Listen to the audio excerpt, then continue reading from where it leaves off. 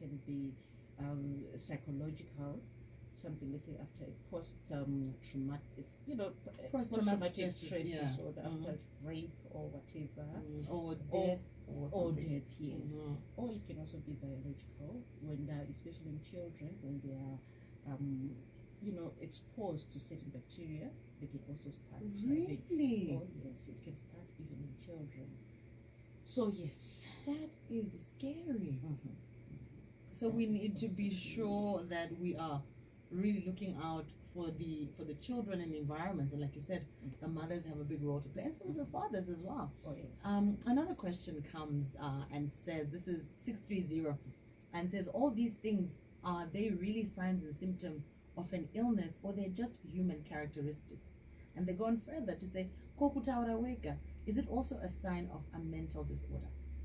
Oh yes, because all these things, I can assure you, talking from my experience, it causes you so much distress. You are not at peace. It's like a war in your head there. So, and you can't function normally. So it is a problem. It is a disorder. It is an illness. Talking to yourself, hearing voices, and so on. Seek help. Seek help. Indeed. And the aspect of what's normal because there's some people that we say, or you're eccentric, or you're just excitable. At what point then should we start saying, this is a little more than you're being effervescent, than you're being confident? There's something happening there. Watch out when such people, it's more about functioning properly. Can they function? Are they going to work? Can they finish whatever assignments they're given? Can they communicate properly? So if you see that this person, with all that, they're not functioning normally, that means definitely there's something wrong. So get help. Sikuru Babafe also comes through and says, I think there's a lot of factors which may lead to mental health. Brain tumors, high blood pressure, depression, fear, trauma, drug abuse, isolation or rejection, etc. These are some of the causes of mental disorders. Specialized approach and treatment is needed for the affected by experienced medical personnel. But, however, bad spirits can cause the same problem.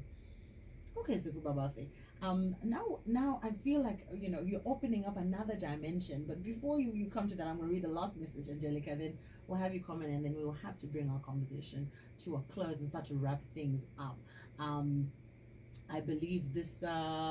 All right, I'm not going to say who this is from, but they say there are times that I feel very stressed and depressed, and I choose to isolate myself. I don't want to talk to anyone, and I contemplate suicide. Fortunately, I have given my life to God, and I pray to relieve myself, and I also love the radio, which helps keep me company. Of course, I had the right impression there, so I'm not going to say who this is, though I know who it is. I say, do I have a mental problem there? I think this person has got a problem, because depression, stress, keeping away from other people, and contemplating suicide, all those are really, it is a mental illness. They need to seek help, because one day those things they get worse and they'll not be able to control it. So no, they need to seek help. All right, so please seek help there. That's what Angelica has to say. And in just bringing, okay, here we go.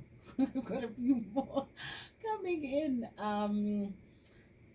Okay, this one says, this is from 154.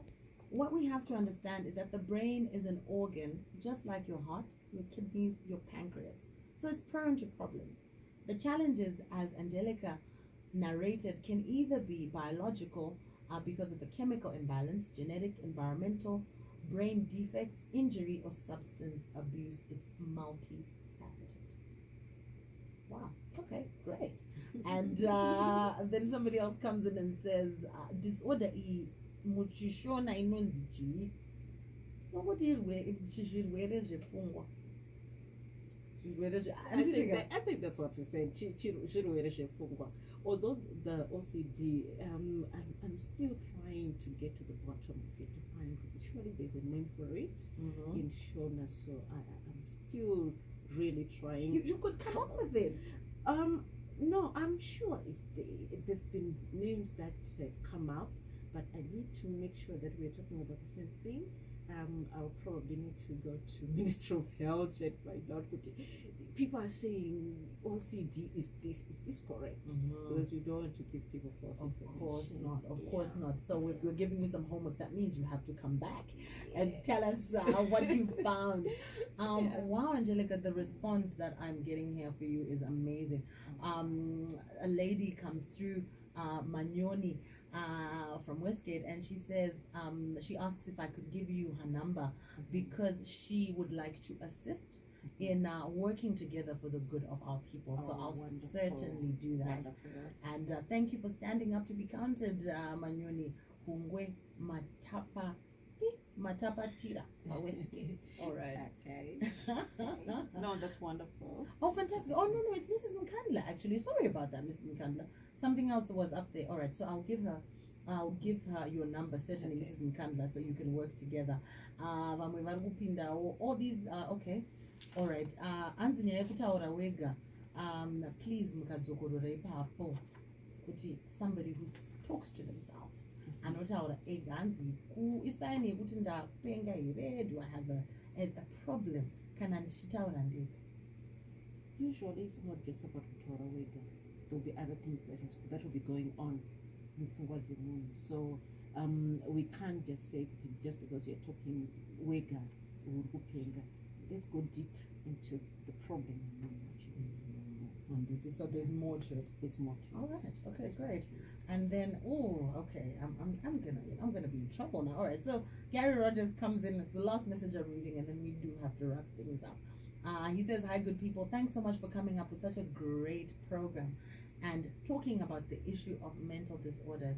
We heard in the morning, 2,000 men commit suicide. I don't know. I think this is every year or something. I don't know what the statistics are or where they are coming from there. But it says 2,000 women committed suicide. This is probably from the year past. So he says, so Angelica is doing great work. Awareness is great. Please tell her to keep it up. May God bless her richly." That's from Gary Rogers in Glen Lawn. And the issue of, all right, so just in wrapping up, Angelica, I know that what we've started here is not a conversation that we can exhaust in one sitting. It's very true. And the good thing is we've started the dialogue and people are talking. So what role should families play in helping those around them? And how important is it to then also see a medical health professional in dealing with some of these issues? So I'll just ask you that, Angelica, before I ask you to give us your words in wrapping things. Yeah, as I said, family, I mean, we see each other every day. So whatever changes that are taking place in any of the people in the house, we should be able to, just analyze and say, no, this is not right. There's something going on here. And let's not take too much time before getting help. Because in cases where people take too long, that's when whoever is affected will now start refusing to seek help because they say, no, I'm okay. So let's be very aggressive, let's be attentive, and some of the symptoms, there's Google. Let's go to Google and find out, okay, Google, what the hell is this? And from there, at least you know, okay, we need to look for help or whatever. So let's be vigilant. Absolutely. And some of our listeners were asking for your contact details or where your Zimbabwe OCD Trust meets, so that maybe they can start that process of talking, of connecting in a safe place. At the moment, we are meeting at number 44 Selu Avenue at BIC Academy. We meet every last Tuesday of the month from 2 to 4. My phone number is 4772 298 286. and you are free to call so that at least we help each other. And you can also look at our website just to see what we're doing. We're on www.zimbabweocdtrust.org. We're also on Facebook. And please, whatever you see, whoever you see out there who needs help, please come forward and let's talk about it. Fantastic. Angelica, thank you so much for being here with us. Thank you for sharing your story.